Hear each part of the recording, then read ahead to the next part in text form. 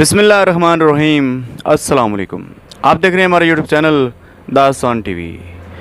आलमी साहूकारों ने पूरी मनसूबाबंदी के साथ 1861 में अमरीकी खाना जंगी का आगाज़ करवा दिया।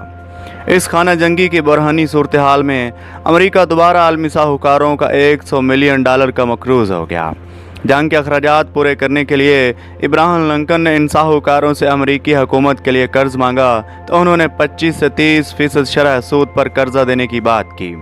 इस पर इब्राहम लिंकन ने जंगी अखराजात पूरे करने के लिए आलमी साहूकारों से कर्ज लेने की बजाय लिंकन ग्रीनबैक्स नाम से नया सिक्का जारी कर दिया। इस पर आलमी साहूकारों का रद्द अमल दीदनी था। रोथसाइल्ड के ज़ेरे असर टाइम्स ऑफ लंदन ने अमरीकी हुकूमत को लताड़ते हुए लिखा, अगर ये शर अंगेज़ पॉलिसी जिसका आगाज़ शमाली अमेरिका से हुआ है जारी रहती है तो यह हुकूमत अपनी करेंसी खुद छापने लगेगी। वो अपना सारा कर्जा बेबाक कर देगी और कर्ज से आज़ाद हो जाएगी। इसको जितनी रकम की ज़रूरत होगी वो छाप लेगी। यह तारीख़ की अमीर तरीन हुकूमत बन जाएगी। इस तरह पूरी दुनिया की दानिश और दौलत शमाली अमेरिका के पास चली जाएगी। इस हुकूमत को तबाह कर देना चाहिए वरना ये दुनिया की हर हुकूमत को तबाह कर देगी। अब हम आपको बताते हैं कि रोथसाइल्ड ख़ानदान की चंद बड़ी वारदातें। रोथसाइल्ड ख़ानदान से जुड़े बहुत से वाक़यात बज़ाहिर अफसानी नोयत के दिखाई देते हैं, लेकिन आलमी माफिया के सरबराह रोथसाइल्ड के लिए ये कोई बहुत गैर मामूली काम भी नहीं है। यूँ तो रोथसाइल्ड ख़ानदान के जराइम की दास्तां हज़ारों मालूम और नामालूम वाक़यात पर फैली होगी, मगर इन हज़ारों वाक़यात में से चंद एक हस्बे झैल हैं। इनकलाब फ़्रांस। 14 जुलाई 1799 को पेरिस के अंदर मुसल्लह जत्थों ने बेस्टाइल जेल पर हमला करके कैदियों को रिहा करवा लिया और जेल में मौजूद तमाम असला और गोला बारूद लूट लिया। इस तरह पेरिस के अंदर इनकलाब फ़्रांस बर्पा हो गया। इस इनकलाब का दौरानिया तकरीबन 10.5 साल के अरसा पर मुहित है। इस इनकलाब के दौरान कोई मस्बत इस्लाहात या अवामी फलाह का कोई काम अंजाम नहीं दिया गया, सिर्फ लोगों का कत्लेआम किया गया। लोगों को बगैर मुकदमा चलाए अरसा दराज तक जेलों में रखा गया।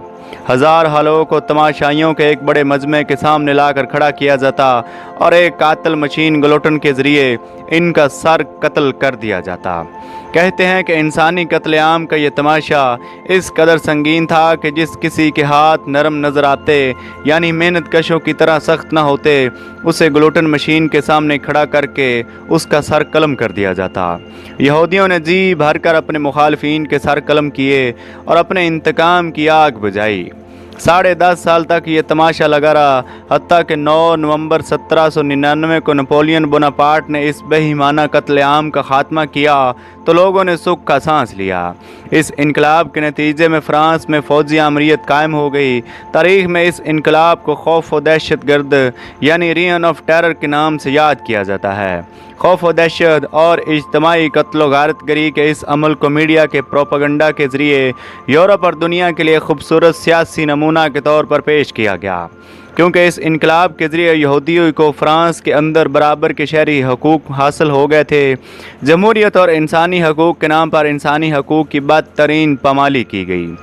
इंसानी सकाफ़त, मज़हब, इखलाकी इक़दार, गर्ज़ तहज़ीब की आला इक़दार को बोरसवा सकाफ़त करार देकर तहबाला कर दिया गया।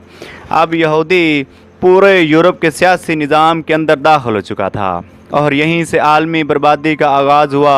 इनकलाब फ़्रांस के पीछे यहूदी ख़ास तौर पर रोथसाइल्ड ख़ानदान और उसके हम मसलक यहूदी ख़ानदान थे, जिन्होंने प्रोपेगेंडा और सरमाया के ज़ोर पर आवाम के अंदर एहसास मरहूमी को एक खाना जंगी में तब्दील कर दिया और अपने तमाम दुश्मनों के सर काट लिए। इनकलाब फ़्रांस के 2 साल बाद यानी 1791 में यहूदियों को फ़्रांस का शहरी तस्लीम कर लिया गया और इनको वही हकूक़ हासिल हो गए जो दूसरे फ़्रांसीसी शहरियों को हासिल थे। गोया ये इनकलाब यहूदियों के लिए बर्पा किया गया था और वह जीत गए। इस इनकलाब के ज़रिए कलीसिया पर कारी ज़रब लगाई गई, कलीसिया की जागीरें ज़ब्त कर ली गई और इन पर भारी टैक्स आयद कर दिया गया। ईसाईयत को सियासी मैदान से फारग कर दिया गया और इसकी जगह एक सेकुलर रियासत कायम की गई। इनकलाब फ़्रांस के बाद यहूदियों की 500 उंगलियां घी में और सड़ कराही में वाली बात थी। अब वो यूरोप में सियासी अजनबियत से बाहर निकलकर सरेआम सियासी और मुआशी खरमस्तियाँ कर सकता था। फ्रांस की इस मिसाल से फ़ायदा اٹھاتے ہوئے اور فرانس کے اندر برپا کی گئی قتل و غارت گری سے دیگر ممالک کی حکومتوں کو خوف زدہ کرتے ہوئے اور اسی کے ساتھ اپنا بے پناہ اثر و رسوخ اور سرمایہ کار بے دریغ استعمال کرتے ہوئے یہودیوں نے یورپ کی تمام دوسری ریاستوں ماں سوائے زاروں کے روس کے اندر بھی برابر کے شہری حقوق حاصل کر لیے۔ تاریخ اس بات کی شاہد ہے کہ انقلاب فرانس کی سب سے بڑی مفاد کنندہ عالمی صہیونیت تھی، جس نے یورپ کا عیسائی ڈھانچہ توڑ کر اس کے اندر سیکولرزم کو داخل کر دیا۔ یورپ کے اندر یہودی کو برابر کے شہری حقوق مل گئے اور سیاسی و معاشی عمل دراری کے طور پر اس کا طوطی بولنے لگا۔ اس انقلاب کے نتیجے میں یہودی یورپ کے اندر معاشی اور سیاسی کھیل کا حصہ بن گئے۔ اب وہ پوری آزادی کے ساتھ سیاسی و معاشی اچھل کود کر سکتے تھے۔ اس انقلاب کے درست نتائج کے نتیجے میں اب عالمی صہیونیت دنیا پر قبضہ کے خواب دیکھ رہی ہے۔ انقلاب فرانس کے 200 سال بعد 1972 میں جب چینی کمیونسٹ رہنما چو این لائی نے 1799 میں بے بپا ہونے والے اس انقلاب پر تبصرہ کرنے کے لیے کہا گیا تو اس نے کوئی واضح جواب دینے کی بجائے طنزیہ انداز میں صرف یہ کہا ٹو ارلی ٹو سے۔ گویا چو این لائی کی نظر میں بھی اس نام نہاد انقلاب فرانس کی اصلیت مشکوک تھی۔ یہ دنیا کے ایک بڑے کمیونسٹ دانشور رہنما چو این لائی کی جانب سے ایک سند بھی ہے اور ان دانشوروں کے منہ پر ایک تمانچہ بھی، جو صبح و شام انقلاب فرانس کی تعریفیں کرتے ہوئے بے حال ہوئے جا رہے ہیں۔ اب ہم آپ کو بتاتے ہیں کہ روس میں اشتراکی انقلاب، اس میں کوئی شبہ نہیں کہ روس کے اندر زار خاندان کا طرز حکومت آمرانہ اور جابرانہ تھا، مگر اس حقیقت سے بھی کوئی انکار نہیں کر سکتا کہ زار خاندان کے بہت بڑا روسی قوم پرست تھا، جس نے مختلف جنگوں کے اندر روس کی رہنمائی کی تھی۔ زار حکمران ایک بڑے عالمی کھلاڑی تھے جو صہیونیوں کے داؤ پیچ سے بخوبی آگاہ تھے۔ اس خاندان نے ایک طویل عرصہ تک صہیونی اور یورپی عیسائی سامراج کا مقابلہ کیا تھا۔ عالمی صہیونیت اور ان کے گاڈ فادر اور روتسائلڈ کو زار روس کے ساتھ خصوصی دشمنی تھی، اس لیے کہ زار روس کٹڑ قسم کے روسی قوم پرست تھے۔ انہوں نے روتسائلڈ کے کئی اہم عالمی منصوبوں کو ناکام بنا دیا تھا۔ روتسائلڈ خاندان کی زار خاندان سے دشمنی کی کئی وجوہات تھیں، جن میں سے چند ایک حسب ذیل تھیں۔ زار الیگزینڈر نے نمبر 1 نے 1815 میں روتسائلڈ کی خواہش کے مطابق ویانا کانگریس میں یورپ کو ایک سیاسی اکائی اور مالیاتی منڈی بننے کے راستے میں رکاوٹ ڈال کر اسے ناکام بنا دیا تھا۔ روتسائلڈ خاندان کو اپنے منصوبہ کی ناکامی کا بڑا دکھ تھا اور اس کا وہ زار روس کے خاندان سے بدلہ لینا چاہتا تھا۔ وہ یورپ کی تمام قوتوں اور زار روس کو ساتھ ملا کر دنیا اسلام کے خلاف ایک اور صلیبی جنگ برپا کرنا چاہتا تھا اور اس کی آڑ میں مشرق وسطیٰ کے تیل اور افریقہ کی معدنیات پر قابض ہونا چاہتا تھا۔ ایک یہودی ریاست کا خواب بھی اسی خاندان کے اندر بڑی دیر سے مچل رہا تھا۔ زار روس کے رویہ کی وجہ سے ویانا کانگریس ناکام ہو گئی اور روتسائلڈ خاندان کے منصوبوں پر پانی پھر گیا۔ زار روس کی اس مخالفت نے روتسائلڈ اور زار خاندان کے درمیان تعلقات کو ایک تاریخی دشمنی میں تبدیل کر دیا۔ ناتھن میں روتسائلڈ نے 1815 میں قسم اٹھائی تھی کہ وہ اس بات کا زار روس کے خاندان سے ضرور بدلہ لے گا۔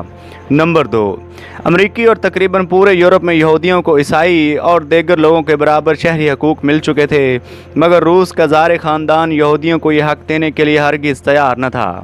یاد رہے کہ روس کے اندر یہودیوں کو برابر کے شہری حقوق وہاں کمیونسٹ انقلاب آنے کے بعد لینن نے 15 نومبر 1917 کو دیے۔ روتسائلڈ اور اس کا دیگر یہودی قبیلہ زار روس کے خون کا پیاسا تھا اور اس مقصد کے لیے لینن اور اس کا گروہ ان کے کام آیا۔ روس دشمنی کی بنیاد پر جرمن حکومت نے لینن کی افرادی مدد کی اور مالی معاونت روتسائلڈ اور اس کے ہم نوا صہیونی ٹولے نے مہیا کی۔ نمبر 3، روتسائلڈ خاندان کی مسلسل کوششوں کے باوجود زار خاندان نے روتسائلڈ اور اس کے ایجنٹوں کو روس کے اندر مرکزی بینک کھولنے کی اجازت دینے سے انکار کر دیا تھا۔ روتسائلڈ اس بینک کے قیام سے روس کی معیشت پر قابض ہونا چاہتا تھا، لیکن عالمی سیاست کا ماہر کھلاڑی ہونے کے ناطے زار خاندان نے ہر مرتبہ روتسائلڈ کی اس کوشش کو ناکام بنا دیا۔ नंबर 4, अमरीकी खाना जंगी के दौरान जब जंग फैसला कुन मराहल में दाखिल हुई तो रोथसाइल्ड ने बागियों से रब्ता करके इन्हें इमदाद की यकीन दहानी कराई और इस मकसद के लिए बरतानिया और फ्रांस की हुकूमतों को अमरीकी खाना जंगी में अमरीकी यूनियन के ख़िलाफ़ जंग में बराह रास्त शिरकत पर आमादा कर लिया। ज़ार रूस ने अमरीकी खाना जंगी में यहूदियों की ख्वाहिशात के बरक्स इब्राहिम लिंकन को मदद दी।